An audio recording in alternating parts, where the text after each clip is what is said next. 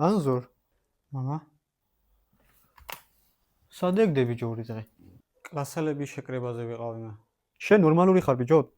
7 საათი მეძინა 8 საათის ნაცვლად და მაკარონს პულს არ ვაყოლებდი იმ დღეში ვიყავი. კაცური საქციელია ბიჭო იქ. დეგდე მაგ და მომიყევისად იყავ.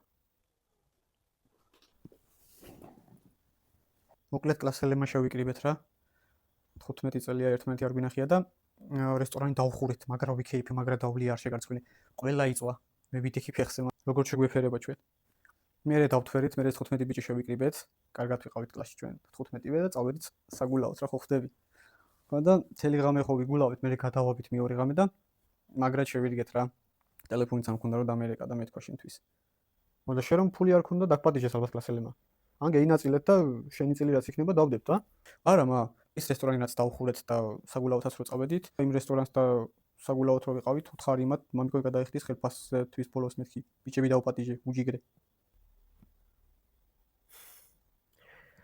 ანზორ მამი, ბუნებაში არ არსებობს შობელს შვილის ზულდეს. ძროხა კამბეჭი თხა ცხენი. ყველას მისი ნაშიერი უყვარს. ბუნების დაუწერელი კანონია. ეს კანონი დაარღვია მამის შენ. ჩაალაგე ჩანთა და წადი სახლიდან. შენ ხარ 100 ამხელა თავგასიებული.